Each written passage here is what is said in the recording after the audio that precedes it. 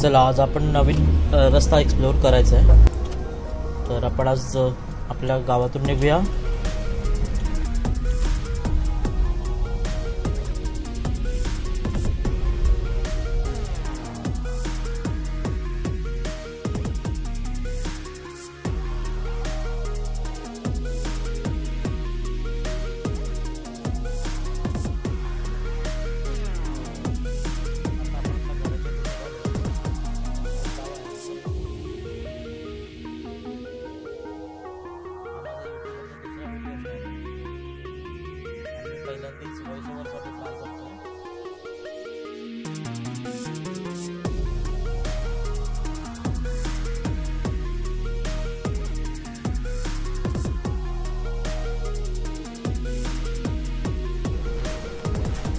इथून बाहेर पडूया, पहिला मेन रोडवरती येऊया आणि मेन रोडवरून आपल्याला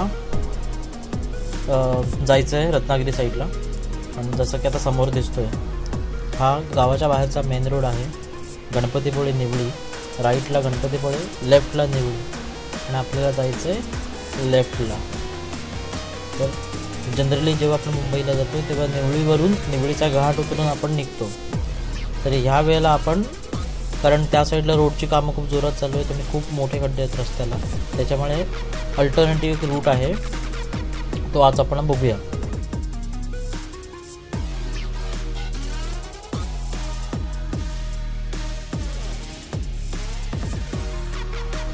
हा आत्ताचा जो रस्ता बनवला हा एकदम खूप चांगला रस्ता बनला आहे गणपतीपुळेपर्यंत। आणि आता जशी ही रिक्षा बघताय समोर, ही राईटला जातोय, हा रत्नागिरीत जाण्याचा शॉर्टकट आहे, कारण हातकंब्याच्या पुढे रस्ता पूर्ण खराब आहे। आणि हा लेफ्टला गेला आपल्याला मुंबई गोवा हायवेला जोडण्यासाठी शॉर्टकट रस्ता आहे। जवळपास आपले 12 ते 13 किलोमीटर वाजतात आपले, त्याच्यामुळे आपण आता इथून लेफ्ट घेऊ। आणि रोड पण खूप चांगला आहे। सो हा आहे करबुडे फाटा, आपण करबुडे फाट्यावरून लेफ्ट घेतला आहे आणि आता आपण निघूया।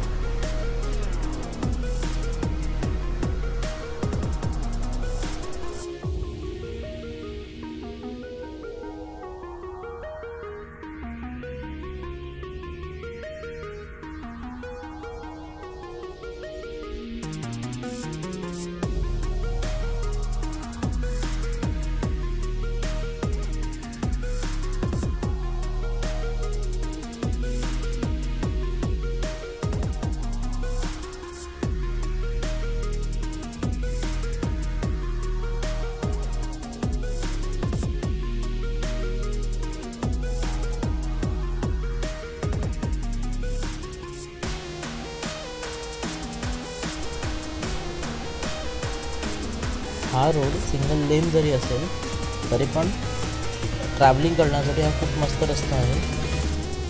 आणि अजून एक रोड जातो जो की जाकादेवीच्या इथून निघतो आणि आपल्याला शास्त्री पुलाच्या इथे बाहेर पडतो। आपण कुठल्या एका व्हिडिओमध्ये तो नक्की कव्हर करू, पण सध्या आपण हा रस्ता कव्हर करूया। कारण निवळी साईडून जेव्हा जातो आपण त्या निवळीच्या घाटामध्ये बरंचसं काम चालू आहे आणि तिथपासून रत्नागिरीपर्यंत म्हणजे हातकंबाच्या पुढचे रस्त्याला हालत खूप खराब आहे, खड्डे पण खूप जास्त आहेत आणि ट्रॅव्हल करून म्हणजे आपल्या गाडीचेच उलट जास्त हाल होतात। त्याच्यामुळे हा रस्ता खूप चांगला आहे। ज्याला कोणाला रत्नागिरीला जायचं असेल त्यांनी इथून जाऊ शकता, करबुडे फाट्यावरून यायचं आणि परत सरळ आपण मिरजोळे मार्गे रत्नागिरीत निघू शकतो। नाही म्हणता तिथे पण आपल्या जवळपास 12 ते 13 किलोमीटर कमी होतात निवळीवरून फिरून जाण्यापेक्षा। सो बेसिकली निवळीचा घाट आहे तसाच हा छोटा घाट आहे, उक्षीचा आहे। आपण उक्षी रूटच्या इथून चाललो आहे, उक्षी रेल्वे स्टेशनच्या इकडून।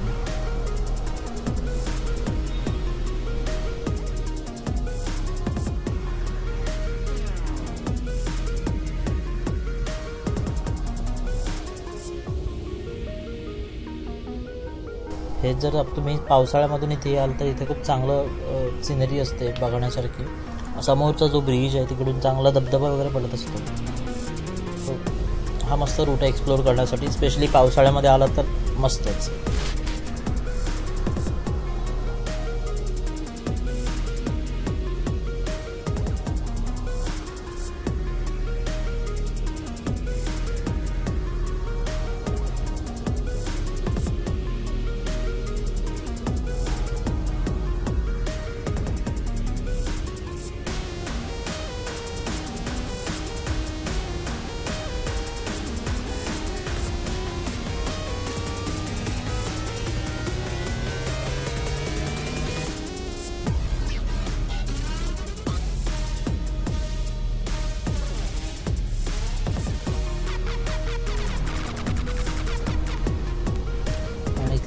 सुंदर ब्रिज आहे बघा. इथून लेफ्टला गेलं तर उक्षी रेल्वे स्टेशन आहे. बाब नदी ही जी नदी आहे त्याच्यावरचा ब्रिज आहे.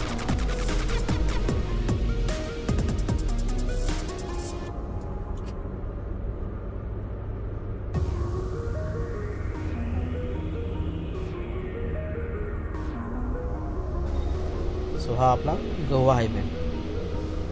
आणि आता जर बघाल तर इथे रोडचं काम खूपच चांगल्या प्रकारे जोरात चालू आहे. एक लेन ऑलमोस्ट ठीकठाकमध्ये बनत चालली आता.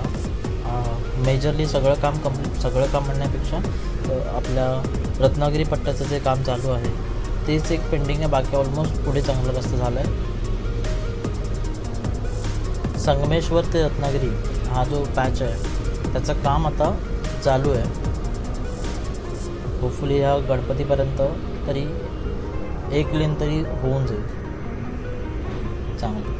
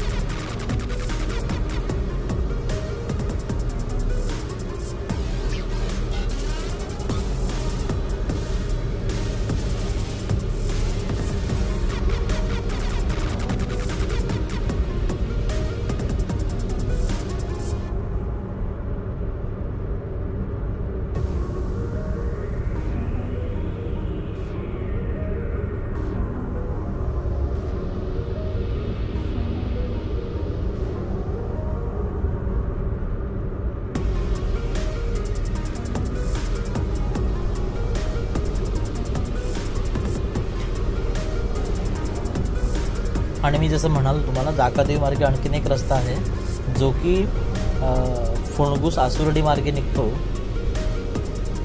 जर आपण जाकादेवीतून गणपतीपुळे साईडला जाणार असेल तर तो एक रूट चांगला आहे जो की हा रूट आपला अवॉइड होतो. कारण इथून आता जसं आपण लेफ्ट घेतलं तर बघा हा सावित्री नदीचा पूल आहे. हे जुना ब्रिज आहे. नवीन ब्रिजचं काम चालू आहे. आणि हे आहे संगमेश्वर बस स्टँड. आता इथून बेसिकली हा जो पॅच आहे सावित्री नदीचा पुढचा जो ब्रिज आहे तिथपासून रत्नागिरी पट्ट्याचं काम ते चालूच आहे. आणि तो ह्या रस्त्याला खड्डे पण खूप जास्त असतात. त्याच्यामुळे जर कोणाला गणपतीपुळे साईडला जायचं आहे तर तुम्ही तिकडून निघू शकता. म्हणजे पूर्ण हा वळसा मारायची गरज नाही पडणार तुम्हाला. तुम्हाला दाखवतो नाही ब्रिजच्या इथून तुम्ही निघालात बाहेर की तुम्ही डायरेक्टली जाकादेवीला बाहेर पडता आणि तिथून गणपतीपुळे हार्डली 15 किलोमीटर होते असेल.